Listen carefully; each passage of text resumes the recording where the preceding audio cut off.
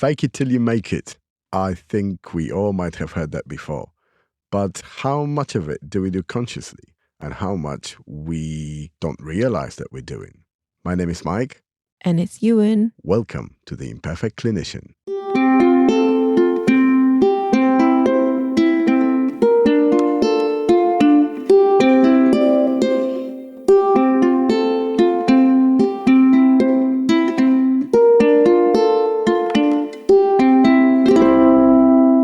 Can you fake it till you make it?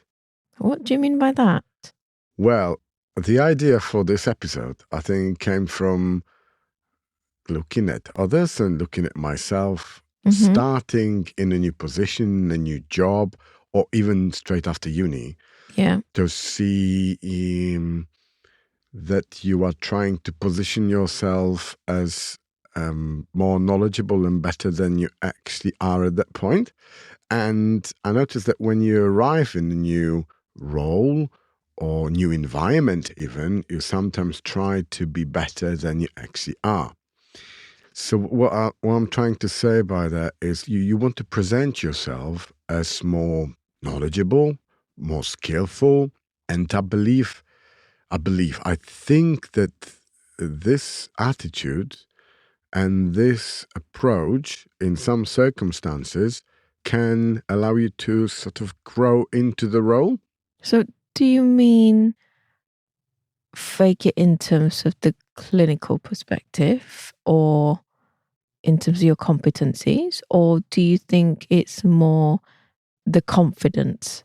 I think in both really, but I think that there are so many factors that are new, and usually there is a steep learning curve in any position. I wouldn't be tempted to say that uni doesn't prepare you to work. I think that it teaches you slightly different skills than you actually utilize at work. And you have to have an idea of how you want to present yourself. And usually it involves you playing a little bit cleverer than you actually are. I think there are so many things to understand as well in the new environment, such as, I don't know, the culture of the team, relationships within the team, history of the team, which you may not be fully aware, or history of your position, also taking into consideration the personalities or individual, bodies in your surroundings. I think also from the clinical point of view, when you are straight after uni or in a new place, you need to understand how the processes really work. And this is where you are trying to, you can't know everything straight after uni, and you learn things. I mean, there is a greater focus on, for example, more severe conditions during the uni where you can make a greater impact, and it leaves a little bit more space for your development in the future for those minor things that more people come to you with. And I think this is where you sometimes have to, you don't want to go out to the patient to discuss something really minor that you should know, in your opinion, and just say, oh, sorry, no, I have to look it up. I don't know. I think there is no shame in doing that. It's just we want to show ourselves as knowledgeable and skillful. So from what you said earlier on, I partially agree and partially disagree. So I agree when you say everything is done. I think everything is done differently in different places, but there are also different expectations of your role. Yeah, and expectations from the team. Yes. But I am concerned there are risks, because if you don't have sufficient experience and you're trying to put across as you are, there are risks of having mistakes, failures. Agree, yes. Whereas I think from what you put across, so if the reaction I feel is quite important. So if the patient's asking you something and you go, I'm not sure about this, but I'll find out for you, even though internally you are panicking, compared to you saying, I'm really not sure. It changes the patient's perception to you as a clinician. I completely agree. So you fake you tone down the panic and the anxiety when you're not sure about something, but you still come across as quite calm and confident. That's the part of the faking it that I would agree, but not the part where you pretend to know something that you don't clinically. That is very true, and I 100% agree with you. When it comes to knowledge, we shouldn't make risky decisions, and we should know our limitations. And I think it could be bravery. Sometimes we feel, oh yeah, I know things. It could be self-confidence. This is behavioral, so this is something that you can train yourself to be, or can assume what you're going to behave like, I suppose. I think it's very important to understand, when do you ask questions and when do you question yourself, to prevent any potential disaster here. There is a risk of arrogance here when you are trying to put yourself in a position of know-it-all and you don't have the skill, or if you don't have the knowledge to see it through. And I think this is something that can quite quickly be discovered by the team and undermine your position. So you have to be very careful when you're doing it. I mean, there is a bit of imposter syndrome in that as well. So you appear in a situation where, what am I actually doing here? I don't know enough to, for example, comparing to the previous team member that you replaced, and you want to make the same or even better impact. And this is where you start to, I don't know, increase the confidence in presenting yourself. And with time, you realize how much more there is to learn. And this is the experience. This is where you gain necessary miles in your job to be able to say, well, actually, I have come across same or similar situation before, and now I know how to respond better. This is where we learn. And I think when you talk about people will see through it, I think you can't fake it for long. You might fake the confidence, but I think it's also important to open up and show your humanity in front of your work colleague and say, this is what I'm working on. Absolutely. Not to the point where you think, I'm just going to fake it and people know you're not competent. But on the other hand, we've seen a variety of people within that spectrum of, they are new, but like you said, they're arrogant and they assume they know everything and they don't want to ask questions. And even if you give some pointers, they take it very negatively. And we have sort of an in-between where they're calm, collected, and they know their limits and their competencies. And you've got the other end of the spectrum where they're not confident, but they're showing it, and it changes not just patients' perception, but the team and other clinicians' perception of the person. And also, because we decide with our feelings, it also can undermine the trust we can have in a clinician. I think this is where the experience, I understand experience as a way of understanding and acknowledging of your own personal barriers and limitations. And it is a step to become better, to look out for more options to grow. Yeah, and I think when you are looking at opportunities to grow, mistakes are inevitable. So regardless whether you are prepared or you're faking it, there's one unavoidable way to learn. As clinicians or in any job, you're bound to make mistakes. That's how you learn. Besides being curious and ask questions, besides being part of the team, you will make mistakes. But the difference in the progression, I guess, after you've made the mistake, the progression of your growth it's how you react after you've had the mistake. So I've seen two people making the same mistakes. One was having shaming self-talk in front of a team member that affects the perception of others, whereas one takes it in their stride and say, right, I've made a mistake, what can I do better? And the perception changes because gives you, and more importantly, other people around you, an insight on how you deal with challenges. So how would you react if they come to you for a problem? Or how would you react if a disaster is struck, or like we mentioned previously, a mistake has happened?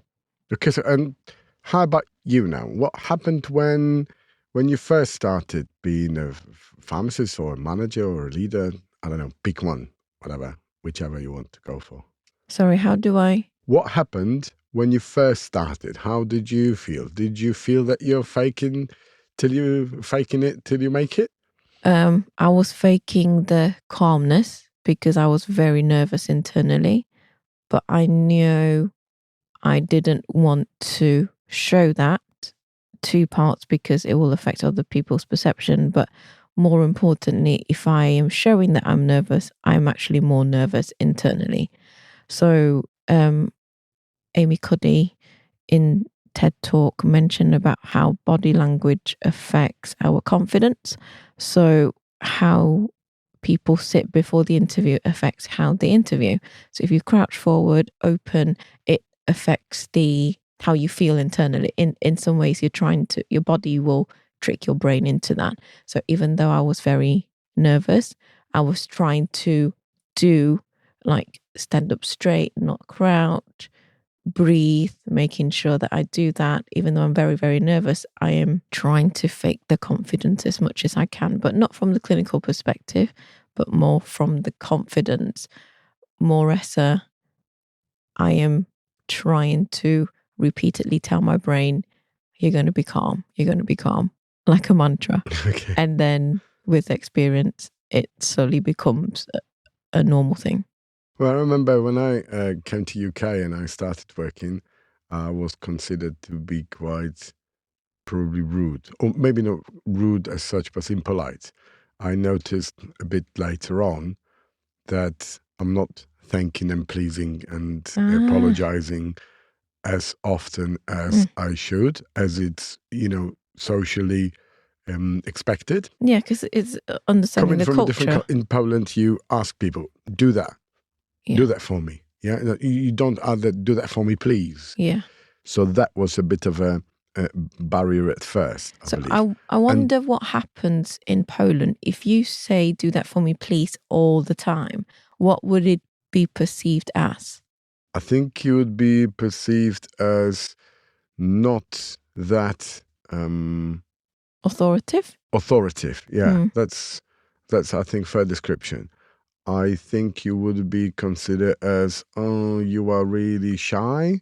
Okay. And In a embarrassed negative to ask context. for help. Yeah.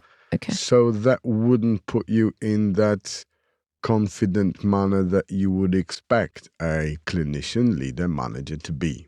So people wouldn't see you as somebody who's a confident leader. Yeah, because you would. So you're asking for help, and that doesn't mean you are, I don't know, delegating in a straightforward way, and you go around the things rather than go straight the route. Yeah, so that was, I think, initially my problem. So you could read it as being overly confident and just not considerate to other team members. And I think this was something that after a while I had some feedback about it, because people, I think people were sort of taking this correction at right. You're from abroad, so you might be, but still it affects them directly. So I was, I had some feedback, and I started to consciously incorporate it into the daily routine, into how I speak to others. What do I thank for? What do I apologize for? And how making sure that I appreciate. You all of a sudden started to sound more appreciative of what people are doing for you. I noticed that it changed me in that respect, that I understood that this perceived, I would say from my previous point of view, like a fake politeness, so just adding it, it sort of makes those requests and this delegation process a little bit rounder. Yeah, smoother. A bit smoother, and it taught me that yes, it is a part of us being kind and polite. And I don't just add it because it's a social convention to do it. I always genuinely mean it. And I'm always very appreciative when people are doing things for me. And I make a lot of effort to let everybody else understand. Although at work I am quite happy giving feedback to people when I see something not being done right. But I believe that this is something that can be done in a mindful and respectful way. But it is a skill. It is a skill. We're not naturally that great at giving feedback. I think we need to understand that very often you have to give feedback to people who are much older than you. For some cultures, that's a problem. And I think we have to talk separately about feedback because it is such a big subject that we're not going to delve deeper into it here. Can you tell me, has anything changed in the way of how you portray yourself, whether you are fake until you make it, when you first became a prescriber? So there are two parts to it, I guess. So being a prescriber is not straight away after you qualify in the UK. And with any new additional responsibility, there is always the nerve of, am I going to make a mistake? It is my first prescription. I'm going to triple, quadruple check before I sign the prescription. But it also, in terms of faking it, so when I first receive a compliment, even though I was ecstatic, I want to jump up in joy. But then again, like you said, I'm conscious that culturally in the UK, it's not common. So people don't wear their emotions on their sleeve. So I just went, oh, thank you very much. And then went to my room, then jump in joy. Well, you're not going to high five yourself all of a sudden. No, but I think it's because I was in a new environment and I wasn't sure where I stand. Well, I don't have the psychological safety yet because I am in the process of assessing it. But in where I am now, I can easily jump from my room to somebody else's room, and they accept me for who I am, flaws and all. So faking not just the nerves, but sometimes also the joy, because I wanted to fit in. Okay, so now I was also wondering about a different aspect of faking it in a way, is when your career path or your professional life is either chosen or strongly influenced by your parents.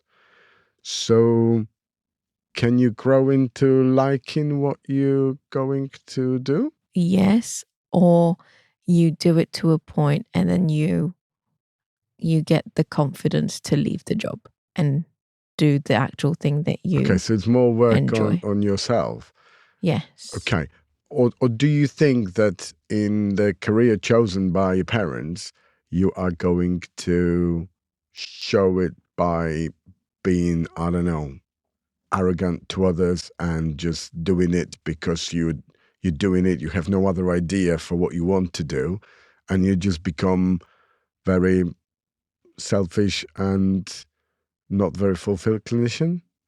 Yeah, I think that because of you feel resentful because it wasn't your choice.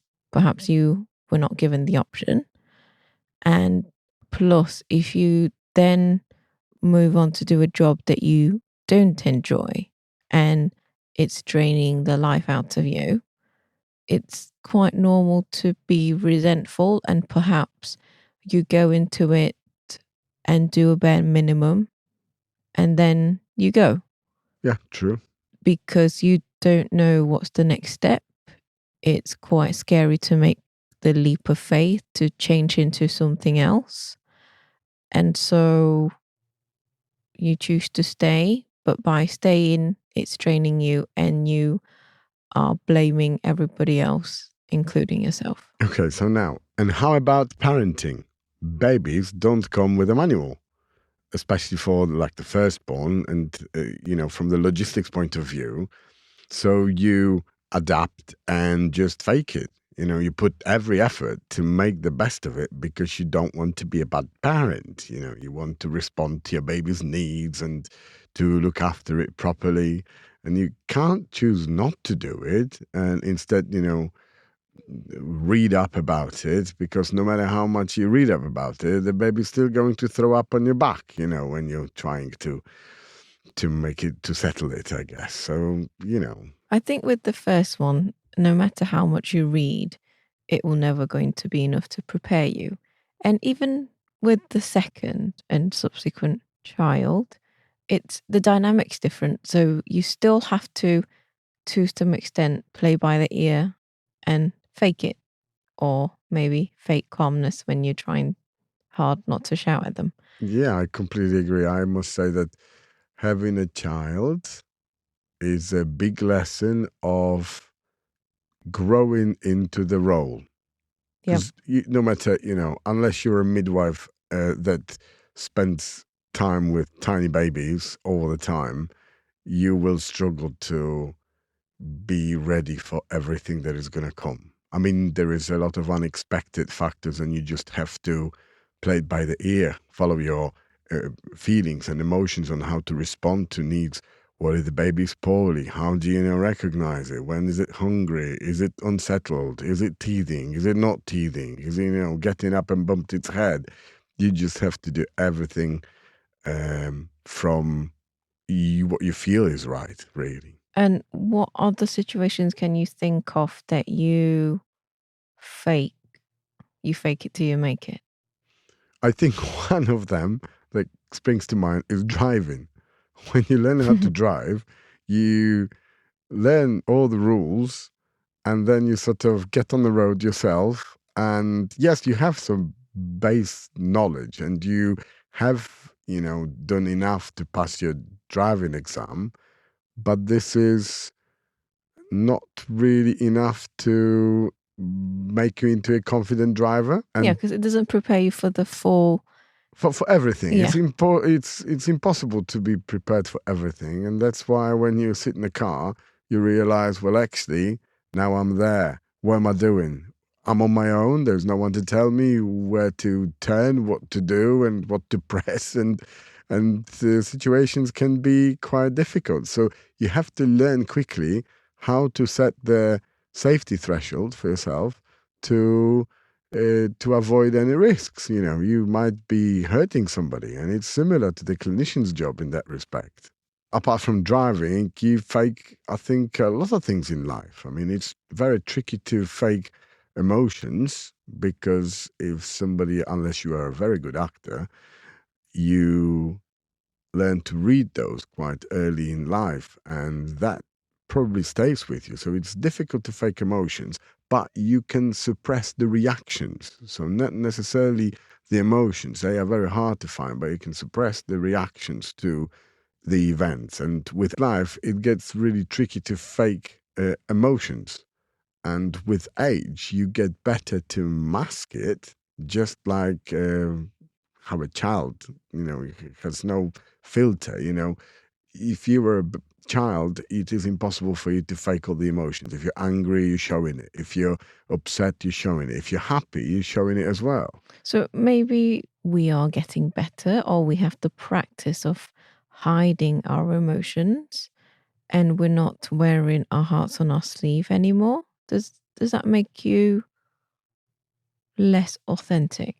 I don't think so. I think that you can articulate your emotions better and more consciously, I want to say, and you work through negative emotions better. You are part of the group in most of the things that you're doing. You're part of the teams, and you need to make sure that you also set the right example. I don't know, that you develop some sort of a little bit of distance and a little bit of control of how things make you feel. I agree. You need more practice to put the distance between your feelings and your reactions. So you can feel something when somebody says something and you react, but then the pauses within internally in your head and in your body, that is a practice to cultivate. So the more practice you have, the more measured, I guess, your reactions can be. So you're not as emotionally reactive in situations. Another thing is what happens when you start to lead the team. So you have some more responsible position, or you're given a senior or manager's position.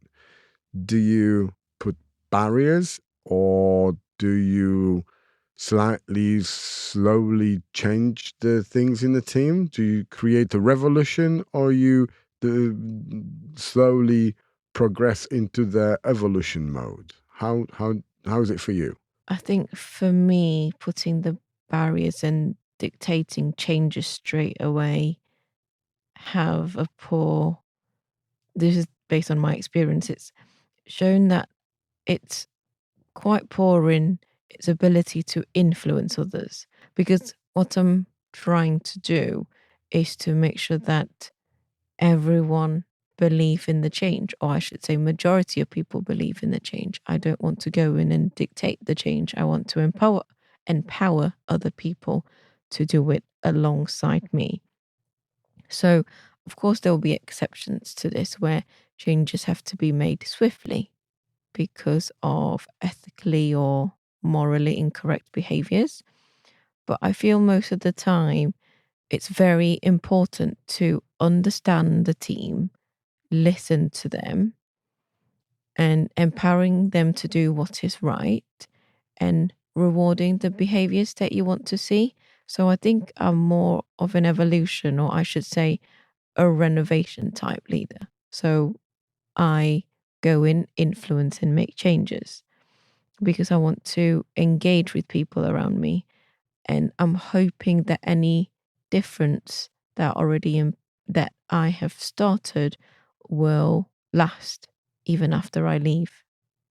And I think you're going back here to what we were talking about, the age of heart, where you decide with feelings. You try to understand the feelings and how people perceive things rather than the actual ability of the team.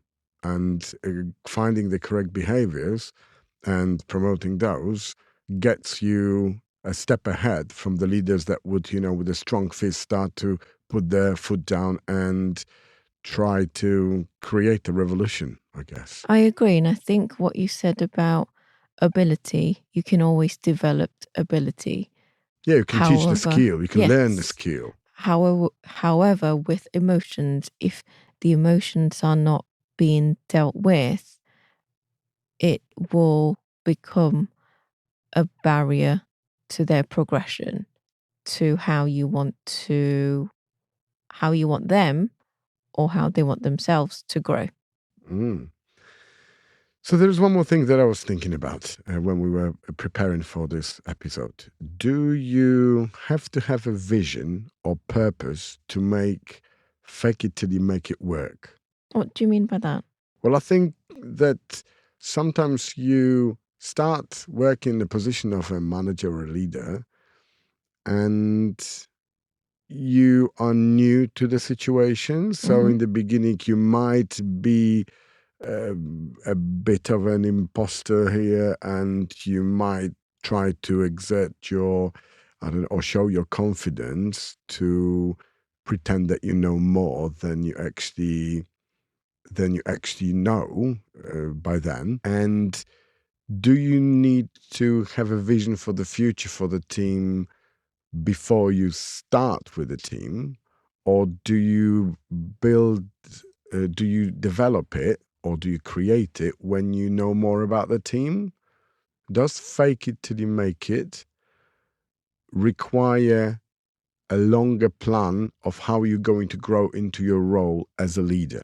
I want to say when I step in the role like this,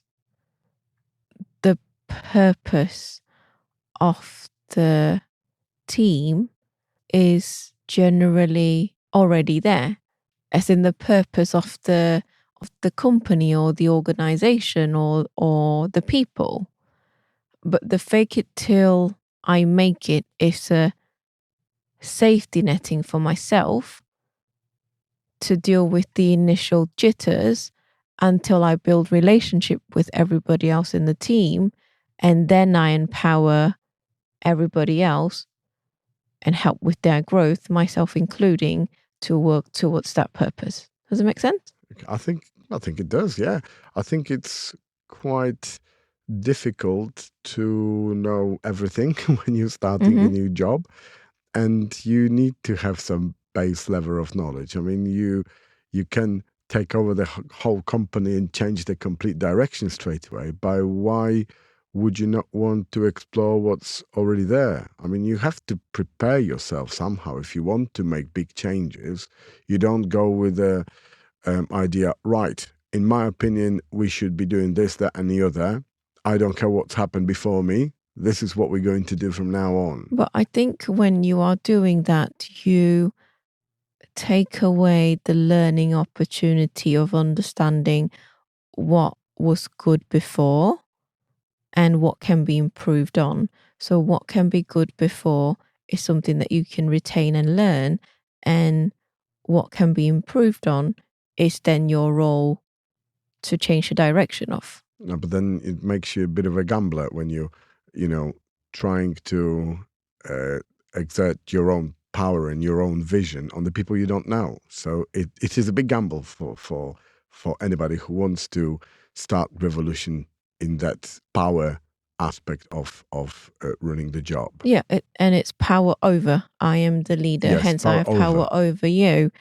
But I think limited dialogue here, I think. Yeah, and I think this it might be helpful in the short run, but I don't see a benefit in the long run. I think it's more risky. I mean, I think it's better to build on first of all, recognize the strength and then potentially build on them, rather than all of a sudden, change something that you don't fully understand, because the history of the team, of what's been happening so far, it's quite important to understand. Yes, you can make a big decisions, and sometimes they are necessary. Sometimes you have to eliminate people that are just feeding on the team rather than contributing to the team. There are all sorts of things that have to sometimes happen in the team, but you need to have a basic understanding rather than just to show people power and that people have to respect you, because I don't think that's how you earn respect in any organization, for that matter. I agree. So we talked a lot about different situations where you fake it till you make it is actually more than I thought, because my first reaction when Mike mentioned it was like, no, we don't do that. And then when he challenges me with the different situation that we just discussed, I thought, actually we do. Probably didn't realize that it was a coping or an adaptive mechanism for you, myself, to fit in. If you have any more ideas where you fake it till you make it, please tell us in the comments. And we hope you enjoyed our conversation. Yeah, thank you for today, and we'll see you next time. It's about time for Yuen Reads. Welcome to the segment of Yuen Reads. Today I am talking about The Art of Gathering by Priya Parker. This is amazing. Oh my goodness. Blew my mind. I got this book because I was thinking, do I really need all of my meetings, all the gathering as they're supposed to? Is there any way to make it, I don't know, better? Is there a formula? And turns out there is. And Priya's experience with conflict resolution and managing gathering is amazing. It's just the depth of her knowledge into this And the way that she wrote it made it so relatable. For example, like the size of the group matter, apparently. The space per guest matter if you're doing a face-to-face event. And she talks about how venue is a nudge. So depending on what you're trying to achieve, the venue should complement it or not. And the biggest thing I think she said that I really resonated with, and I now try to do that before any gathering, especially the ones that I'm chairing, is to find my purpose. So what is the purpose of the gathering? And I now do that clearly at the start of any gathering. So everyone has a cleared vision and everyone can see where I am. It really helps me with my growth. There are other tips in this book that are really gems, takeaways. I've just run out of places to put my sticky tabs on, ended up highlighting some of it, and yeah, it's all over. But this is a book that I would always go back to. And I've recommended to some of my friends as well. This is, couldn't recommend it more. Definitely need reading. You just listened to the Imperfect Clinician podcast. We strongly recommend you leave your email on our website so that we can let you know directly about any news and free exclusive content for subscribers. If you review us on Apple Podcast or Podchaser, there is a chance we can reach more people seeking support and encouragement. Reflect on how you are now and let us know about one thing you would do differently after listening to us. We love to hear from you, so please keep the questions coming via direct message, email, comment, or record a voicemail on our website. We will do our best to answer you either directly or via the podcast. Bye for now, and until next time.